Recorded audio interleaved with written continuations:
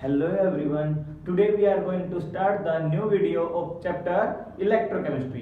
आज हम dear student electrochemistry का नेक्स्ट लेक्चर लेके आए हैं जिसका नाम है कंडक्टेंस ऑफ इलेक्ट्रोलाइट। इससे पहले वाले लेक्चर में हम स्टूडेंट किसके बारे में स्टडी कर चुके थे?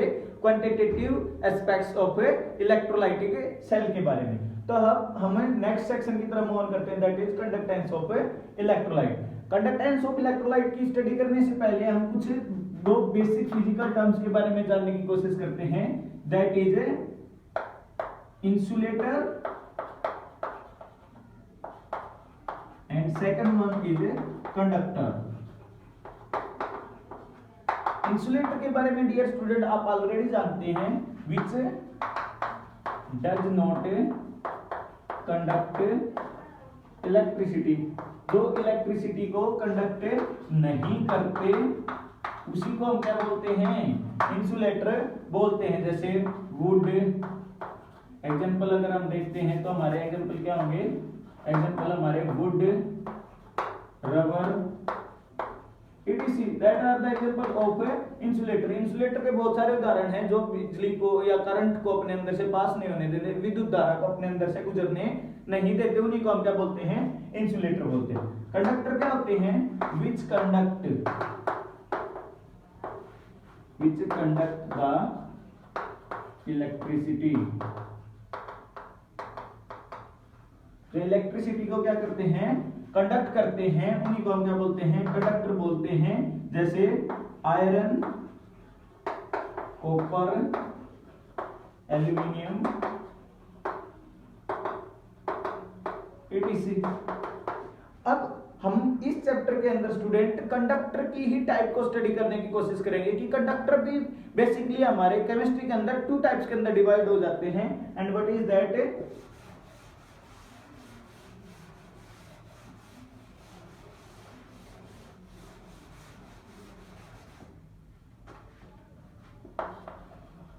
Conductor also divided into two types. First one, metallic conductor, metallic conductors, और सेकंड वन अगर हम स्टडी करते हैं student, that is electrolytic conductor. अब इन दोनों को समझने की कोशिश करेंगे कि मेटालिक कंडक्टर और इलेक्ट्रोलाइटिक कंडक्टर्स क्या होते हैं। डियर स्टूडेंट, मेटालिक कंडक्टर्स के बारे में अगर जानने की कोशिश करते हैं तो मेटालिक कंडक्टर क्या होते हैं? Those conductor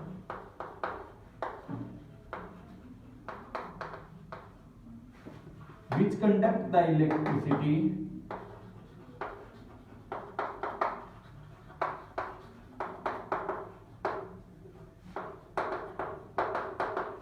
without going any decomposition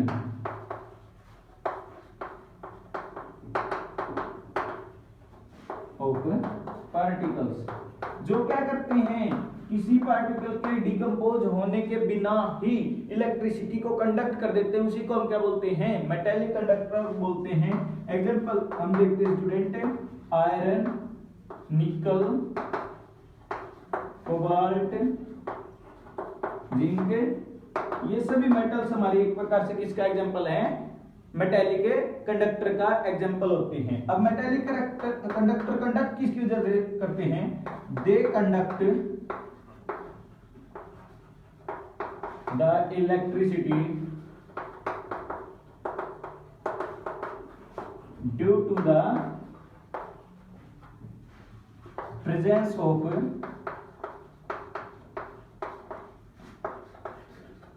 electrons only।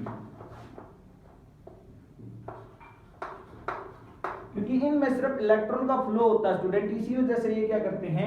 Electric current को पास आउट करते हैं, अपने अंदर से इलेक्ट्रिक करंट को फ्लो करने देते हैं। ठीक है, तो ये हमारे क्या होते हैं? एक प्रकार से मेटालिक कंडक्टर हैं। इसी की प्रॉपर्टी को और स्टडी करते हैं, मेटालिक कंडक्टर की ही।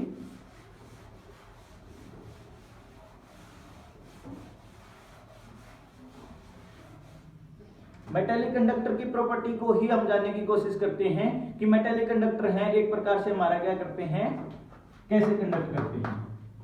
मेटेलिक कंडक्टर जो हमारे कौन से हैं, मेटेलिक कंडक्टर हैं, देयर कंडक्टिविटी डिक्रीज, ये बात बिल्कुल अच्छे से याद रखनी है, decrease with increase in temperature. जैसे जैसे टेम्परेचर बढ़ता है मेटेलिक कंडक्टर है उनकी कंडक्टिविटी क्या होती चली जाती है, डिक्रीज करती जाती है। कारण क्या है, इसी वजह से क्या होता है, हमारे घरों में जो वायरिंग होती है अगर गर्म हो जाते हैं तो वहां से करंट फ्लो करना अच्छे से नहीं होता, करंट अच्छे से फ्लो नहीं कर पाता और उसी की वजह से शॉर्ट सर्किट वगैरह की प्रॉब्लम है वो क्रिएट हो जाती है। कि जैसे टेम्परेचर बढ़ेगा, आपने 10th क्लास में जूल्स हीटिंग इफेक्ट पढ़ा था, उसमें आपका पता है कि जितना रेजिस्टेंस बढ़ेगा उतनी हीट ज्यादा बनेगी, और हीट का मतलब क्या है, टेम्परेचर बढ़ेगा तो कंडक्टिविटी है वो डिक्रीज होती चली जाएगी मेटेलिक कंडक्टर के केस में। बात समझ गए? ओके, अब नेक्स्ट मूव ऑन करते हैं electrolytic conductor.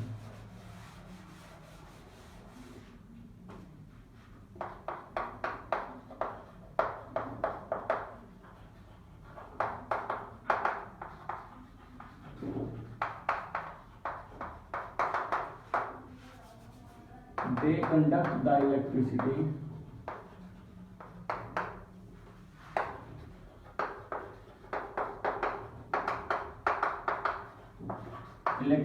due to the decomposition of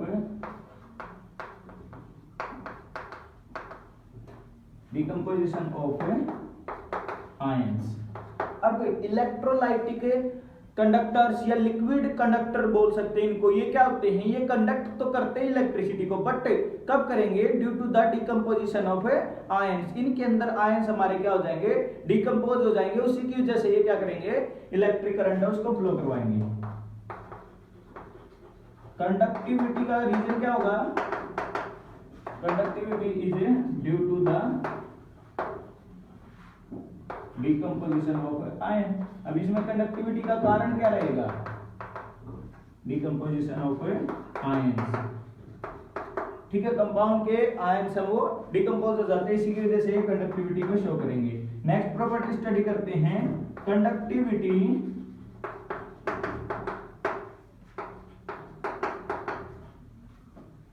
increase with increase in temperature. कि जैसे जैसे टेम्परेचर बढ़ेगा स्टूडेंट, इनकी कंडक्टिविटी भी क्या होती चली जाएगी, इंक्रीज करती चली जाएगी। किस केस में, मेटेलिक इलेक्ट्रोलाइटिक कंडक्टर के केस में, यानी कि आयंस वो ज्यादा डिसोसिएट होने शुरू हो जाएंगे, और जितने आयंस ज्यादा डिसोसिएट होंगे कंडक्टिविटी है उतनी ही ज्यादा बढ़ जाएगी। ठीक है, तो ये हमारे डिफरेंस थे बिटवीन मेटेलिक कंडक्टर और इलेक्ट्रोलाइटिक कंडक्टर के बीच में, इनको याद रखना अच्छे से। चलिए कुछ टर्म्स को याद कर लेते हैं जो हमने फिजिक्स में भी ऑलरेडी पढ़ी हैं, और अब हम केमिस्ट्री में भी उन टर्म्स को रिवाइज करने की कोशिश करते हैं। आप सभी बच्चे उनको अच्छे से जानते भी होंगे। So what do you mean that terms जो आपने फिजिक्स में भी पढ़ी हैं, वो टर्म हम बात करते हैं resistance.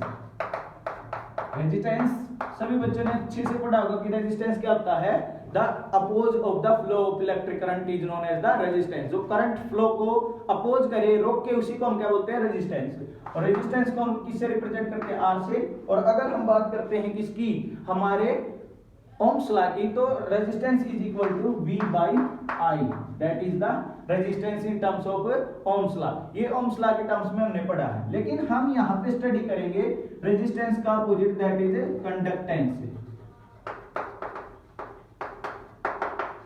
It is the reciprocal. Reciprocal का मतलब क्या होता है, उल्टा, रेसिप्रोकल ऑफ रेजिस्टेंस। ये रेजिस्टेंस का क्या होगा, रेसिप्रोकल होगा, यानी कि उल्टा हो जाएगा, यानी कि G is equal to 1 by R। ये चीज आपको याद रखनी है, it is represented by G। इसको G से रिप्रेजेंट करते हैं, किसको, कंडक्टेंस को। कंडक्टेंस को किससे रिप्रेजेंट करेंगे, G से, यानी कि रेसिप्रोकल ऑफ रेजिस्टेंस। अब आपको पता है रेजिस्टेंस की यूनिट क्या होती है, ओम होती है। तो इसको ओम बोलते हैं। तो अब इसका उल्टा कर दिया गया तो इसकी यूनिट क्या हो जाएगी, ओम इनवर्स हो जाएगी, ठीक है। या इसको साइमंस भी बोलते हैं, साइमंस, या फिर एक और यूनिट बोल देते हैं इसको, या फिर बोलते हैं महो, ये इसकी यूनिट है, ठीक है। ये सारे के सारे एक प्रकार से इसकी यूनिट है, इसकी कंडक्टेंस की, इनको हम क्या बोलते हैं, कंडक्टेंस की यूनिट है। अब जैसे आपने ओम्स लॉ पढ़ा था स्टूडेंट, लेंथ और एरिया के केस में आपने रिलेशन पढ़े थे रेजिस्टेंस वाले चैप्टर में, we know very well that resistance is directly proportional to length and inversely proportional to the area of cross section. ये ऑलरेडी हम पढ़ चुके हैं 10th स्टैंडर्ड में कि रेजिस्टेंस है वो डायरेक्टली प्रोपोर्शनल होता है लेंथ के और इनवर्सली प्रोपोर्शनल होता है एरिया के। सो अगर if we want to remove the proportionality constant, अगर हम प्रोपोर्शनैलिटी कांस्टेंट को रिमूव करने की कोशिश करते हैं, then what will we get, r equal to rho L by A। और यहाँ पे L क्या, जो रो क्या होता है, दैट इज रेजिस्टिविटी, यहाँ पे हम इसको रेजिस्टिविटी बोलते हैं, ठीक है। तो अब हमारा यहाँ पे रेजिस्टिविटी के टर्म्स में भी हम हमारा रिलेशन फाइंड आउट कर सकते हैं। अब एक कंडीशन लेते हैं student,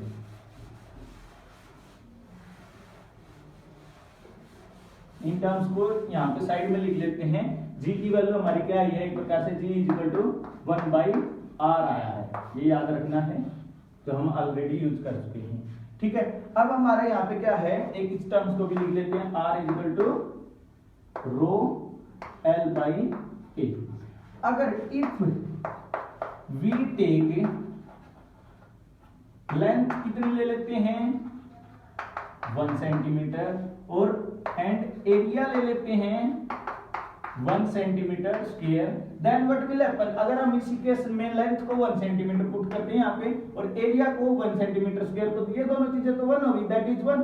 so hence so that, तो हमारा क्या हो जाएगा, R is equal to resistivity. What it means, इसका मतलब क्या है स्टूडेंट, इसका मतलब आप सिंपली समझ सकते हैं कि रेजिस्टिविटी, अगर इसको डिफाइन किया जाए, resistivity is equal to resistance of a circuit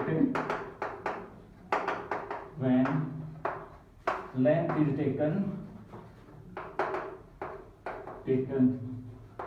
1 unit and area of cross section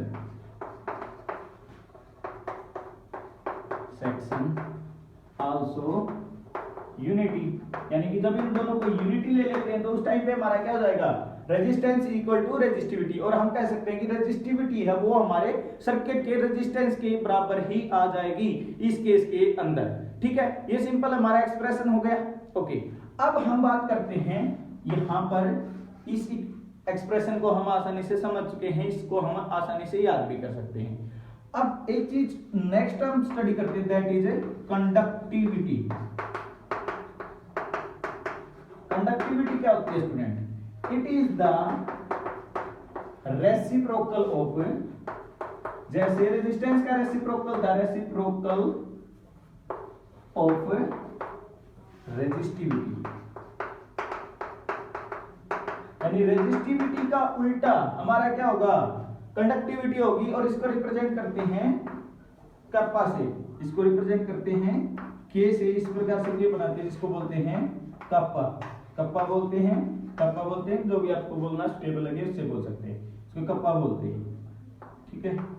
kappa से रिप्रेजेंट करते हैं, तो क्या हो जाएगा हमारा, जो कप्पा बोलते हैं, दैट इज इक्वल टू 1/रो, that is the conductivity. Conductivity हमारे क्या हो जाएगी, रेसिप्रोकल ऑफ रेजिस्टिविटी, यानी रेसिप्रोकल इसका हो जाएगा, रेजिस्टिविटी का हमारा हो जाएगा, ठीक है। इस टर्म्स को भी हम एक प्रकार से साइड में लिख लेते हैं, तो हमारा kappa that is equal to 1/रेजिस्टिविटी।